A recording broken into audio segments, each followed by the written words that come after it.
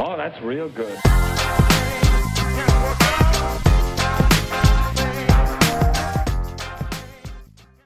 Hello everyone, and welcome to our channel Penny Lesson. We talk about everything finance, from tips on making money and proper investing to news about the different economies and situations affecting the global markets. The goal of this channel is not only to teach you how to be more financially responsible but also to teach you how to be more aware of global events. So why not just sit back and relax while we tell you what's happening in the finance sphere? Be sure to subscribe to my channel and hit the notification bell to be constantly updated on my latest videos. Remember, one penny lesson a day keeps being penny less away. In this video, we welcome Chimart Palahapadia as he explains the current recession of 2022 and gives us crucial things to take note of and how it will play out. With this, we would like to invite you to open your notes as this would be very important in your financial planning. From my vantage point, it's always beneficial to consider the opposing viewpoint and rationally argue with oneself about how and why that viewpoint could be correct. At this point, most people would agree that by early 2023, the Fed will have caved. The necessary rate hikes are forecasted to occur as expected. Perhaps we've reached that point. But where do we go from here?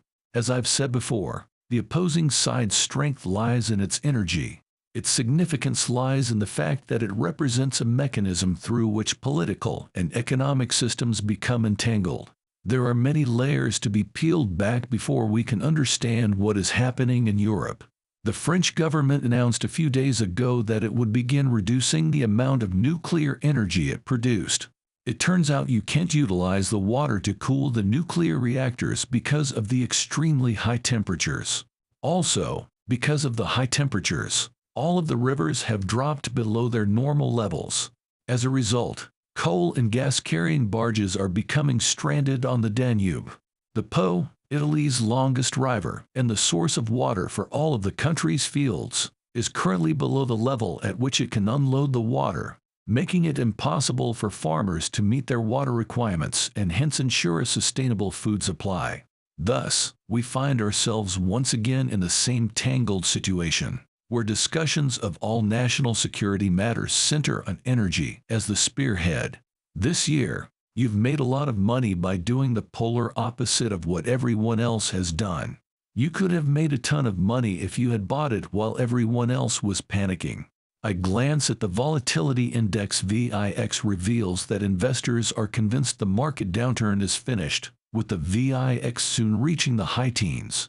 Generally speaking, investors should go for long volatility short stocks when the VIX is in the teens and short volatility buy stocks when the VIX is in the 30s, indicating that the market has reached a bottom.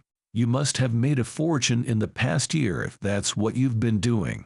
I believe things will need to grow much worse to pull everything out of the system.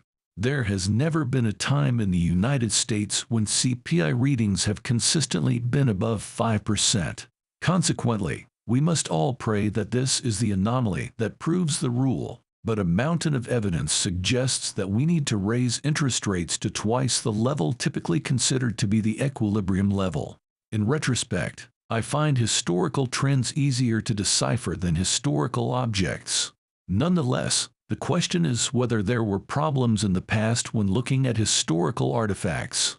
Absolutely.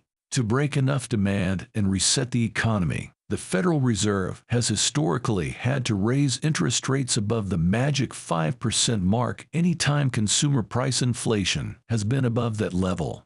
That being the case, I'd rather not try to solve it and instead claim that 20 or 30 factors could significantly impede global economic growth. We need to figure out what equilibrium demand is and go back to normal, and I believe the only way to do that is for governments to flush all this extra money out of the system. However, the day of cheaper, faster, better has passed. Along with this, improved national security is a side effect. However, more expensive goods and services are the prices we must pay for enhanced national security. Nothing we can do will change that. Maybe I'm wrong, but I don't think slower expansion is warranted.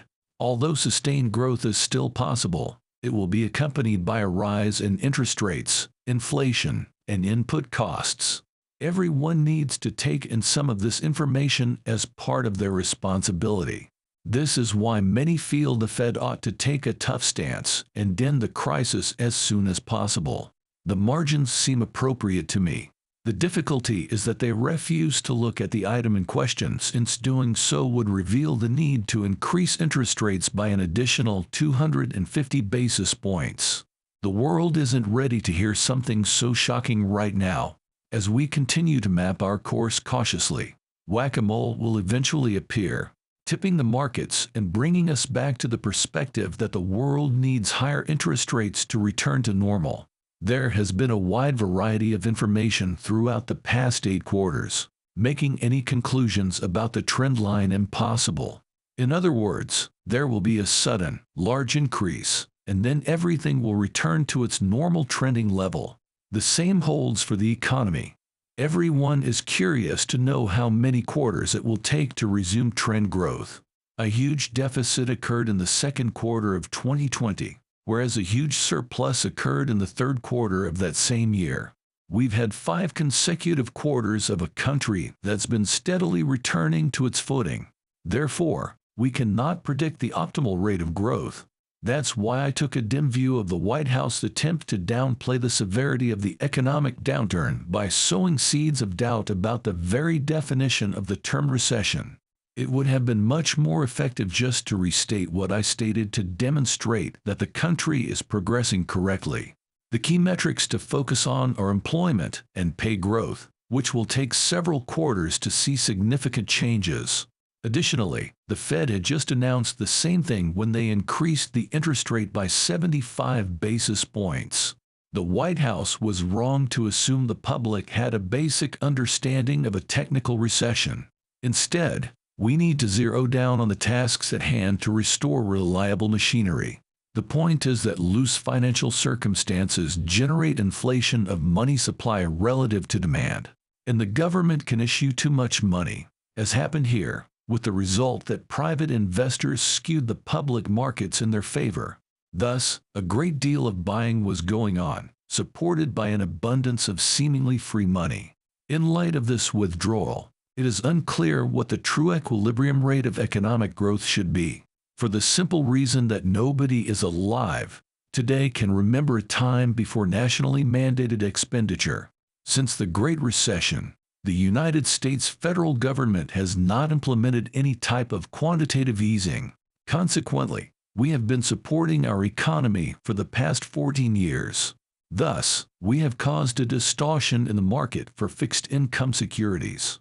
The market value of stocks has been artificially inflated due to our actions. We have spontaneously generated a cryptocurrency asset bubble. Now comes the challenging part: calculating the true supply and demand in the market. The situation is just getting direr. This means that Powell has been bowing to pressure from the White House, and that this pressure must be substantial. Those were some rather dovish remarks, but when is he ever not? First, it's common for yields on long-term bonds to fall. All other asset prices should be adjusted accordingly. In what way does that assist anything? It reduces borrowing costs, roughly speaking. The value of stocks, especially those on the extremes of the risk spectrum, rises precipitously as a result. Then, what has Powell accomplished? He artificially recreated a state of comfort. He enjoys his work at the Federal Reserve. Reducing the money supply is like closing off a valve on demand, which is what needs to happen for the economy to reach equilibrium. Although he is doing this, his language effectively gives market participants the impression that the worst is over and that we will soon begin expanding the pipe again. The final destination is reached. Essentially, in a single statement, he told the markets, "I'm largely going to be done," and put a pin in the calendar for the end of the year. This has delayed fixing the issue by 8 quarters. This insanity has got to end. To learn what the real demand is in the economy, he must be decisive and break the back of inflation. There has never been a time in American history when the Consumer Price Index (CPI) was higher than 4.5 or 5%, and inflation was not tamed by a higher Fed funds rate. This means that eventually, inflation will rise to the tune of 6 or 7%, but will remain above the 4.5 to 5% mark for the foreseeable future. So, if inflation stays at 4% minus 4.5%, we might only be halfway there. This is exactly the kind of news that the market does not want to hear. A meaningful form of tightening is something they would rather not hear, though not something politicians like to hear. No one in the White House is interested in hearing that. It's a concern because if Powell gives in to all of that criticism, he won't do his job or fulfill the purposes for which he was appointed. And thus, there you have it. What do you think? Can the government fix whatever this crisis is? Given the Fed's decisions, should we have a bearish or bullish outlook on the markets? Let me know your thoughts in the comments below. Wow, was that news? Why not ponder it? Want to know the latest? Comment if you want more articles like this. This video is just one of many videos on my channel that brings you the latest news about the world of global finance and economics. So go hit that subscribe button if you don't miss out on content like these. If you enjoyed this video, please hit the like button.